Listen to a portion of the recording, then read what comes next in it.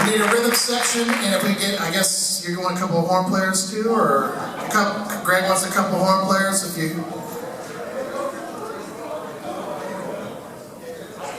yeah, and it doesn't have to be just from Hoover High School. We'll take some folks up here. So if you got your horn with you, want to come participate, we're going to do that.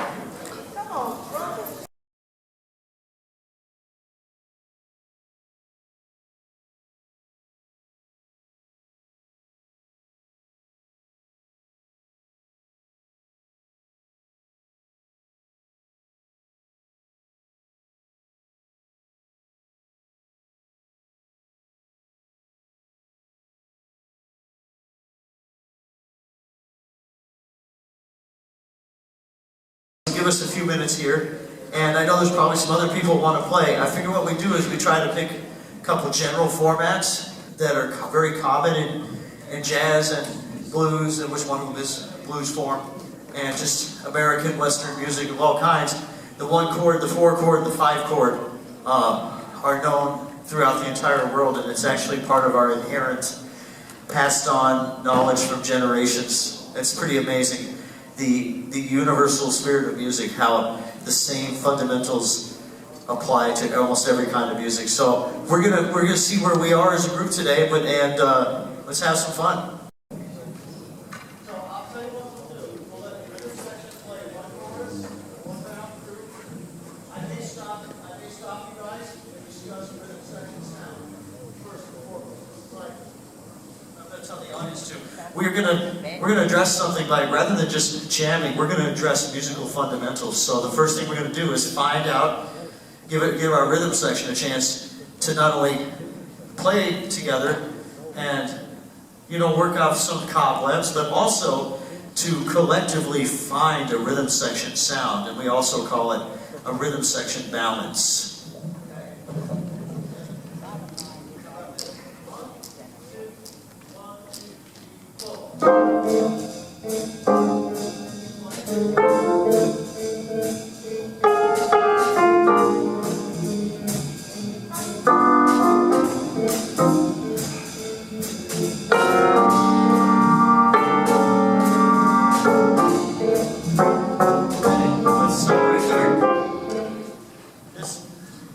What I hear as a balance, as I hear the electronic keyboard, everybody sounds really good. Everybody's tempo is good.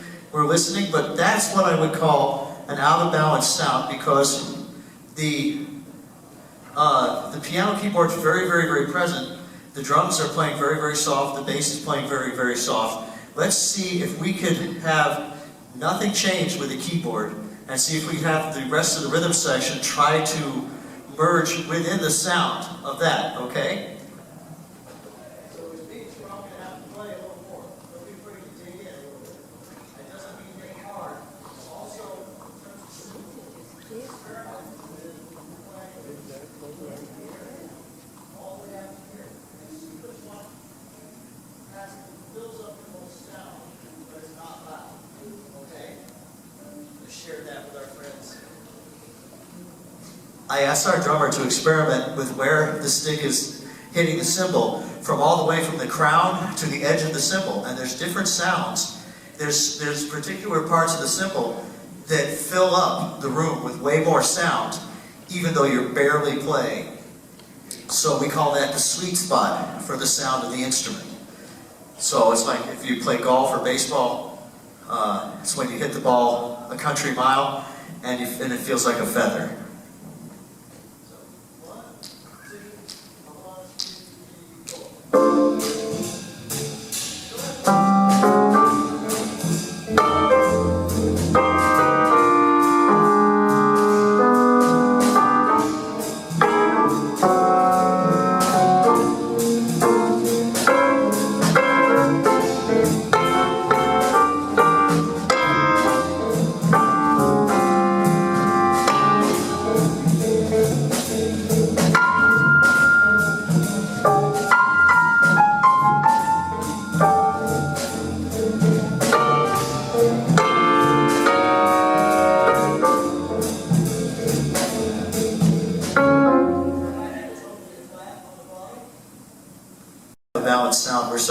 ask the drummer to make sure the hi-hat would be super present to go, ching, ching, ching. If that doesn't work, you can just like that. Great. Next time. The time is great. The last thing I would say, is there a way to adjust that volume on the bass a little bit? Okay. I could actually ask somebody to help you with that. Because you're telling me it sounds amazing. Okay. Go ahead and play a little bit. Okay. Let's get the rhythm section down. Here we go. 1, 2, 1, 2, 3, 4.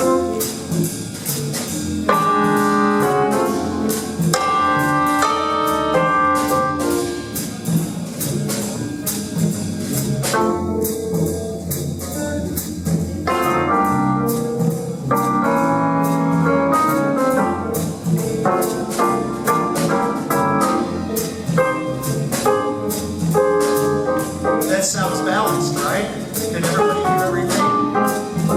Yes? No? Is there something that's too loud or too soft? Too loud. Piano's too loud or too soft? Too loud. Let's bring the piano down in the house and keep it the same up in the stage.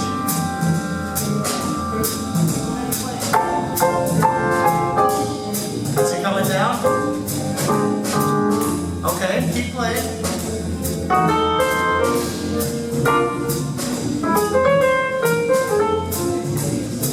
You need more or less?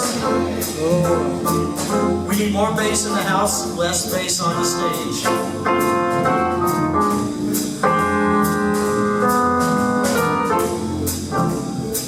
You pull the bass down in the monitors up front and roll it on the house. How's that? Is that changing for you?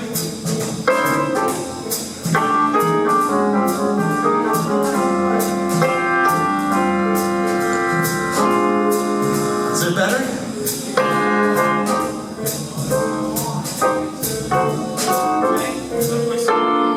What's missing?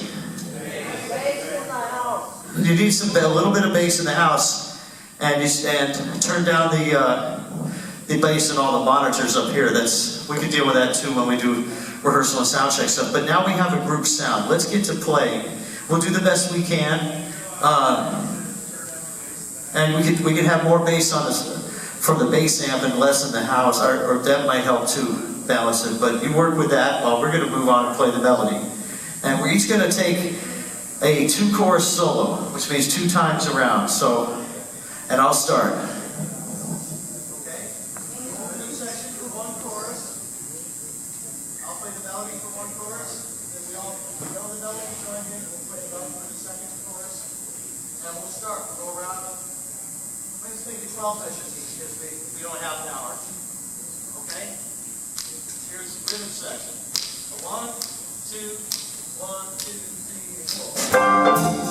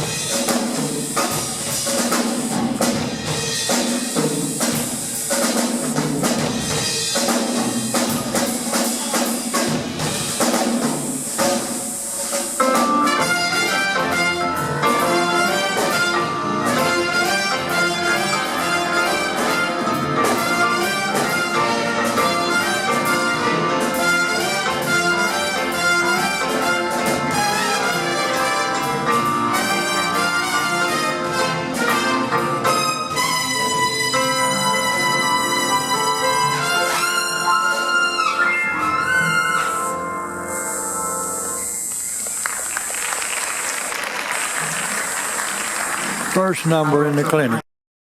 Reference point of everybody that played knows the 12-bar form. Everybody that played also knew that the chords, when they were changing from 1 to 4, back to 1 at a specific time, and going to 5 at a specific time, and to 4 at a specific time. So this bodes really well because this is a good, solid, fundamental foundation. Now, if we were going to change the parameters of this, we're going to change the tempo and see how we do. We'll go around this time. Let's go ahead and we'll do the same format, but we might have to play a little longer solo. We're going to double the speed.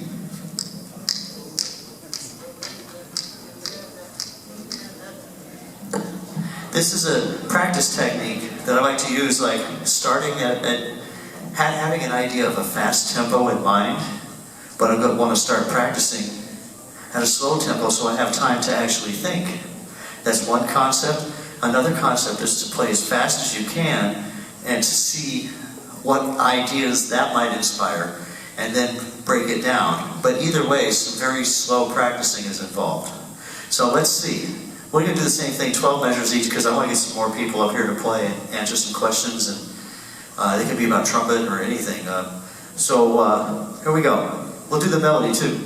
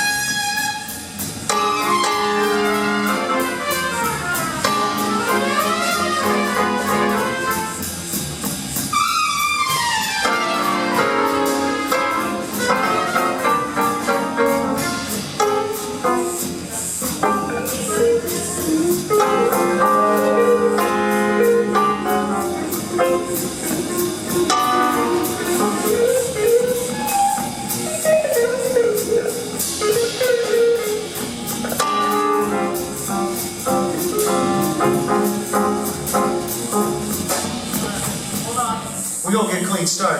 What we've been working with is to try to get a conversation rhythmically happening between the bass drum and the snare drum. Did you all hear that happening? Da do da do da do da do da da do da do da instead of da ta ta ta ta ta ta da do do do da da do do da da ba do da do da do da da do da da. That's the kind of thing we want to look for. Anything you play that fits in that groove is fine. And you can play the same thing over and over again, or you can like start actually being inventive with it and then go back to it. So it's kind of like having some punctuation in a sentence. So I definitely like to hear. Let's go around with the horns. I want to try this tempo. The tempo is holding really good. Another thing I was mentioning to the rhythm section, that when it comes to the beginning of a new solo, don't collapse into nothing. Keep that interest. Do something. Make something of that space rather than thinking somebody else is going to play, so I better get really, really soft. Maybe. Sometimes that can happen, but other times we want to just keep the listener's interest. So that's what we were talking about up here with the rhythm section. Right?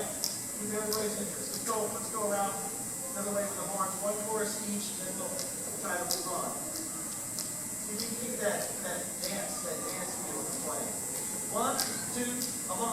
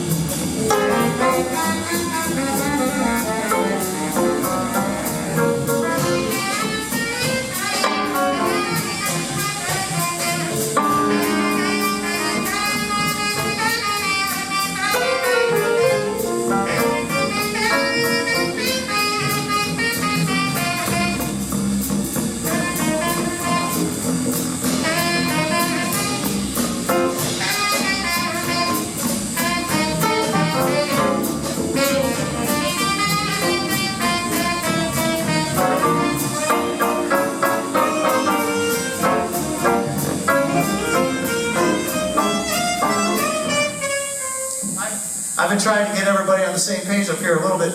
That's good, people are really listening. At that point, we disintegrated into people being in 3 different places at once, from 2 different places at once. But it happened really fast. It was holding together. So we're going to get a clean start. When you're playing a 12-bar blues such as this, we need to hear some sort of demarcation point. Like, we got bam, 2, 3, 4, 2, 2, 3, 4, 3, 2, 3, 4, 4, 2, 3, 4, 5, 2, 3, 6, 2, 3, 4, 7, 2, 3, 4, 8, 2, 3, 9, 2, 3, 4, 10, 2, 3, 4, here we go. Something fun that says we're cycling back to the top. I don't know if keep in mind that every 12 measures, we're cycling back to the top of the form. So you just go.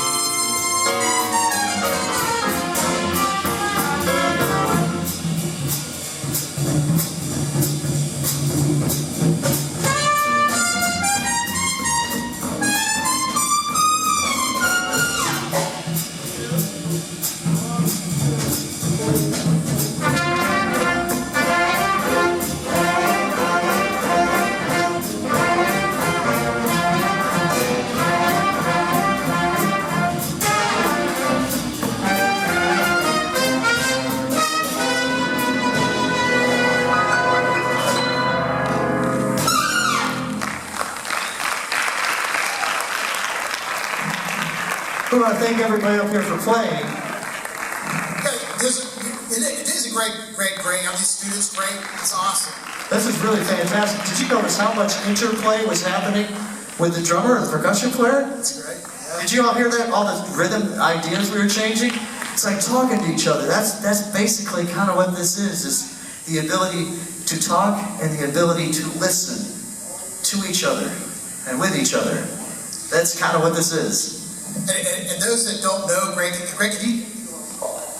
Awesome, guys. Awesome. Hey, Greg, can you tell us a little about yourself? Well, they can read the Bible, but maybe it'd be better coming from the horse's mouth, man. Who are you? What are you about, man? Well, I was actually born in the state of Alabama. I was born in Mobile, Alabama in 1966, and my family moved to Colorado in 1971. So I sound like I'm from Colorado when I think about it. But I also I've been on the road for many years. I started traveling as a performing musician, as a trumpet player in 1983. So 38 years of traveling around the world playing music. And I was still in high school at that point. I've played with a lot of the creators of what we call modern music, which starts, I would say, musicians that came into prominence in the early 40s, late 30s and early 40s. A lot of the members of those bands became people like Dizzy Gillespie and Count Basie and people that played with Duke Ellington. I was very fortunate to meet a lot of people that toured with Duke Ellington, including the great Cart Terry, who toured with Count Basie and Duke Ellington and Quincy Jones, and he's all over the movie The Wiz, that soundtrack. It's just amazing. I've got to experience playing Broadway shows in Broadway theaters. I've had a chance to play on the PBS special with Tony Bennett and Lady Gaga. That was a fun thing. So everything from playing in brass quintets to Lady Gaga and in between, I've had an opportunity to do because I've tried to maintain a couple general principles. Number one, be nice, treat people right, and then also when you're bringing music, I've always tried to remember that the word play is in my job description. So I want to bring a spirit of fun, and even if it's your first time playing a game, of course you're probably not going to win, as they say, but you may not even understand the game. Then you play it a second or third time and you say, oh, I see a pattern emerging. I feel like my role that I'm here for this couple days is to share music, but also to be encouraging and say, yeah, let's find out where we are as musicians together and say, okay, well, this is a good starting point. No matter where you are, it's the perfect place to start to learn how to play jazz or improvise. And music goes way beyond jazz. Music is about communication. It's about inclusiveness. It's about diversity. It's about history. It's about generations of generations that taught people how to play before the internet. There was a time before, it's quite a long time now, maybe 30, 35 years, but the country Russia used to be the Soviet Union, which took pretty much encompassed most of the eastern part of Europe. And people somehow wanted to play American music, not just jazz, but rock and roll and British rock and roll. They wanted to play music from South America, they wanted to play music from Africa. In these communist countries, it was not allowed to even have a cassette tape or a record of Western music, let alone Western clothes or anything like that. So the music that we take for granted is something that's really powerful and sought after all over the world. And to be able to play and talk about music and share music and have fun with it, that's truly a blessing. So that you asked me to talk about myself, I'd rather share with the experience of I'm here to anybody as you see me next day or two here. Any questions you have, I'm happy to answer to the best of my ability, whether it's how do you play high notes, or how did you pick me a musician, or was the most bizarre place playing music took me. One example would be having a jam session with the King of Thailand and Maynard Ferguson. Never thought that would happen.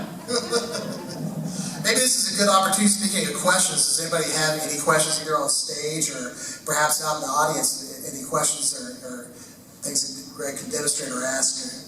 But the floor is open, perhaps. Remember, that's one.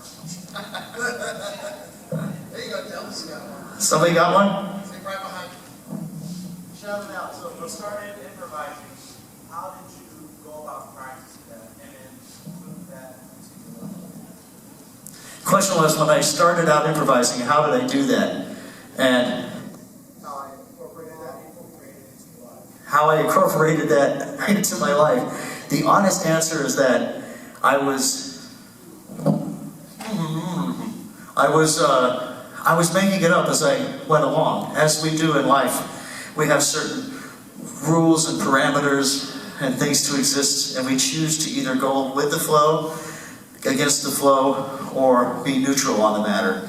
Well, in terms of how I learned how to play, was you all have computers and probably know how to use them. I'm very slow with a computer, but you know the cut and paste function, right? I did not understand what the chords meant or the scales meant, but I had photocopies of other people's solos. And I literally, with my scissors, I made about 20 copies of every page, and I cut out 2 measures and 4 measures at a time, and I would initial the back of the paper, and it would say CB1 for Clifford Brown, CB2 for Chet Baker, DG was Dizzy Gillespie, CT obviously Clark Terry. And if I had 1 or 2 pieces, or if I had 2 pieces of paper or more that were the same source, the same trumpet player, I immediately discarded that because in my mind I was cheating.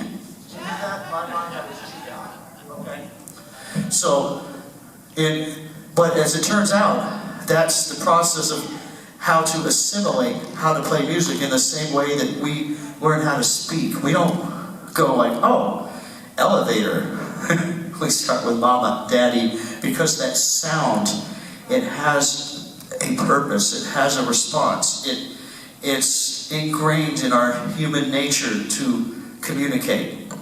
So when I realized that what I was doing was actually okay, that it's not okay to plagiarize and to steal and call it yours, but I think that if we don't have a connection to learning how to improvise by copying people that know how to improvise is like a really good step.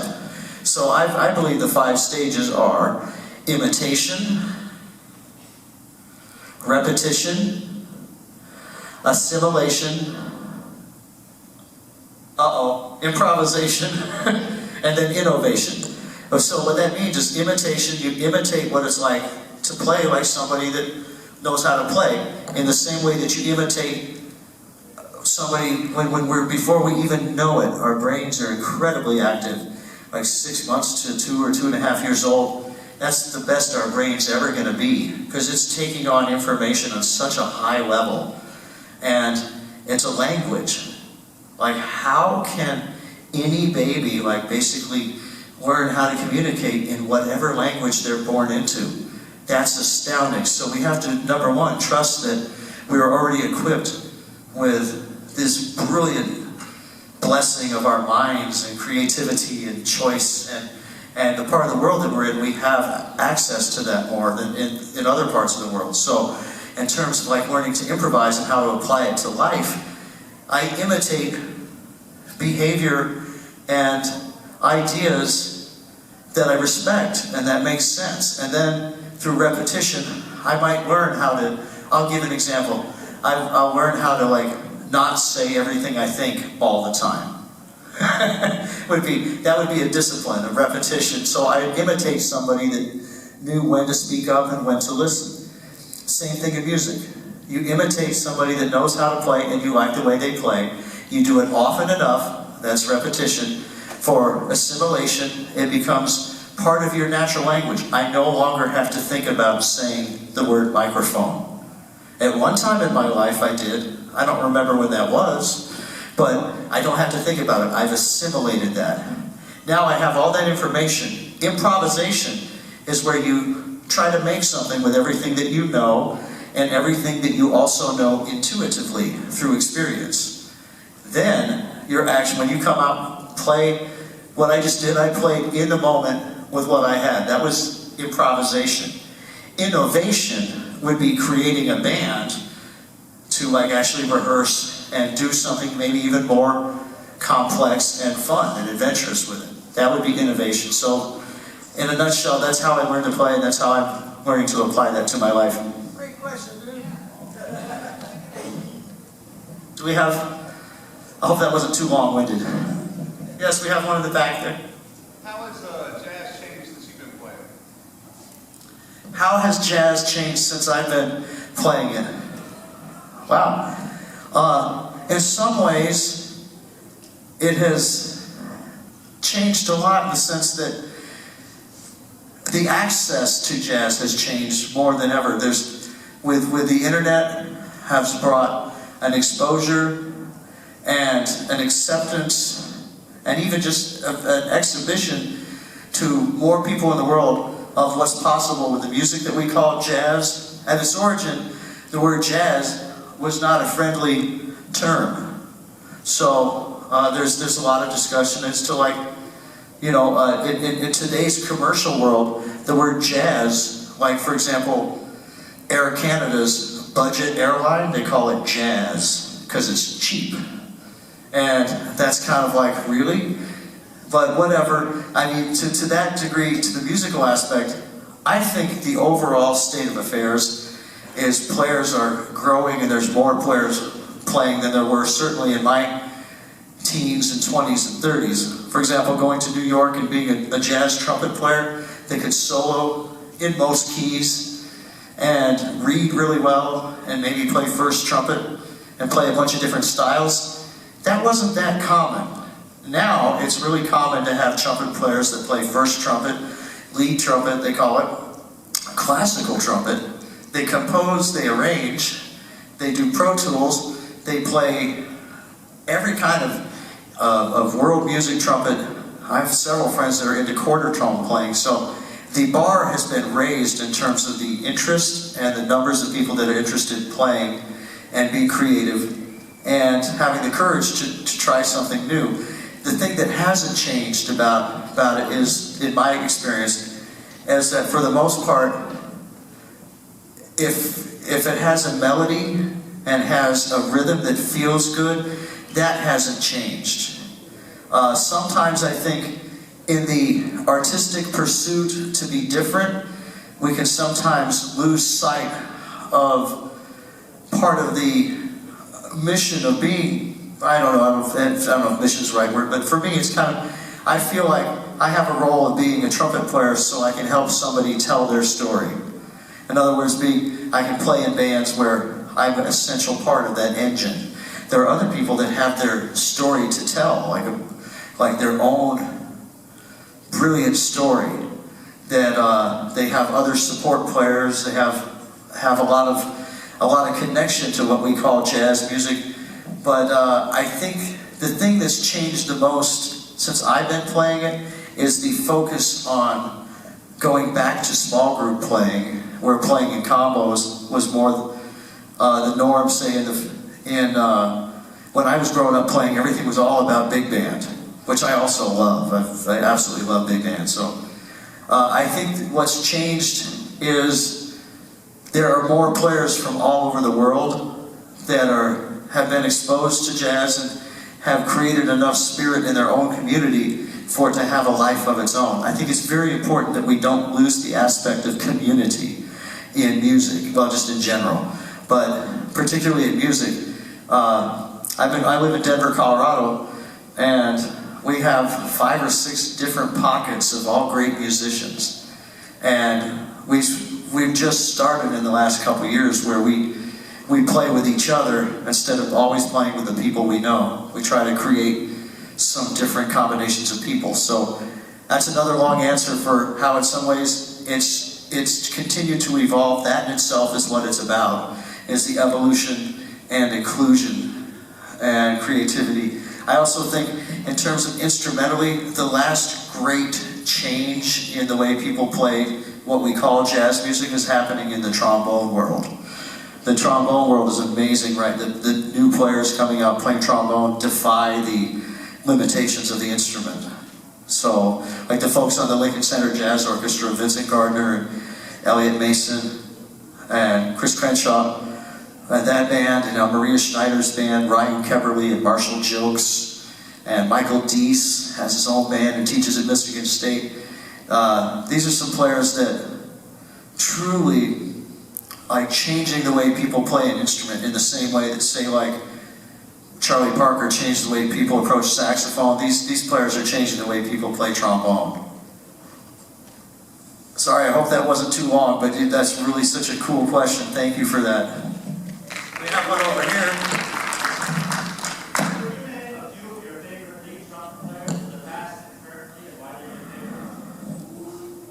I missed the very last part. And why are they your favorite? Oh, why are my favorites? Okay. Well, for the question was asking about lead trumpet players, the first trumpet players, which primarily associated with big bands, although we could expand that, but I'm going to kind of narrow it down to like specifically my area that I've spent a lot of time studying. Lead trumpet players, of course, there's a couple that are considered really the pioneers of, to me anyway, of style. Conrad Gazzo was a great lead trumpet player that played on all the Sinatra stuff in the 50s, and with that, he was also on tons of Hollywood movies. His New York and then Hollywood counterpart, Snooky Young, who toured with the Lunsford Orchestra and the Basie Orchestra, Eugene Snooky Young, and another great lead trumpet player who's maybe 10, 15 years older than I am. He might be in his late 60s, early 70s, still playing. Dave Stahl is a wonderful lead trumpet player. Bernie Glow, who's all the studio lead trumpet player stuff in New York from the 50s and 60s. Of course, also modern day players, which I say modern, although also historically legendary, is Bobby Shew, who's like the person that I saw, and I told two people I saw that were great lead trumpet players that also soloed, was Clark Terry and Bobby Shew, and those are, I gotta say, my favorites. But they were so kind to me, and Bobby still is, even when I'm like doing something stupid, and he's still very kind to me. And in fact, this is Bobby Shew. I call it the Bobby, wish I could play like Bobby Shew setup. I have his mouthpiece and the trumpet, and he's incredible lead trumpet player. Chuck Finley played on all the Earth, Wind and Fire stuff, and Al Jarreau stuff, Tonight Show Band, Buddy Rich Orchestra, everything out of Hollywood in the 70s and 80s. So those, to name a few. There's some that aren't necessarily as historically identifiable names, but Eric Miyashiro, who plays in Tokyo, and a top studio player there. He played on Buddy Rich's band when I joined. Also Roger Ingram from Harry Connick's band. Just wonderful stylist of the music and great studio player. But when he plays jazz, it has that raw, just from the heart quality to his lead playing. Tony Cadlick, who's like a modern day version of all those players wrapped up in one. He is to the East Coast what Wayne Bergeron is to the West Coast in terms of like the top call player. You can't get anybody better than either of them. Byron Stripling is another great lead player because he brings so much heart to it. For the most lyrical, swinging lead trumpet playing, my personal favorite is Earl Gardner, who plays on the Saturday Night Live band for years, but he played with the Vanguard Orchestra. And for the next 150, we're going to have to talk over lunch. I love that topic. Thank you. All right. I'm going to have a Greg Cisbert. You'll have an opportunity to hear Greg play with the Gadsden State Show Band. He's a featured artist, guest artist tomorrow night with the Gadsden State Show Band. We'll be back here tomorrow night at 7 p.m. He will also be a guest artist with the Alabama Jazz Orchestra, and we're really looking forward to that concert tomorrow night. And I hope you'll stick around and enjoy the rest of the festivities today. UAB is about to go on here. They've got a great group, and they've got a lot of great groups all after JSU's in the house, and we've got some other groups that are piling in. If you're looking at the calendar or the schedule for today, later this evening, the United States Army Jazz Ambassadors will be here. Sherman Irby is getting off the plane here at about 2:10 this afternoon from Birmingham. Got some folks picking him up, and then he is going to be. We just got word he's going to play with the Jazz Ambassadors on like 2 tunes, I think, tonight. And then if you've got your instruments, and we got some folks here, if you guys want to come make the drive back up to Gadsden or hang around, we've got an evening after-party jam session at Back 40 Brewery. They're going to have some light food there that you can purchase for fairly cheap. And we also, there's plenty of beverages there, and we're going to have a lot of great musicians, a great hang there. That'll be from 9 a.m. to midnight. So we got jazz and great music happening here all day and all evening for 2 days, and we're just so excited that you're here. And we're going to go ahead and continue to stick with the schedule, make sure everything's running on time. I have another hand for Greg Cisbert. Isn't he great? A hand for all these folks that played too. A hand for these students now on the stage. Oh, we'll be right back with UAB. Thank you.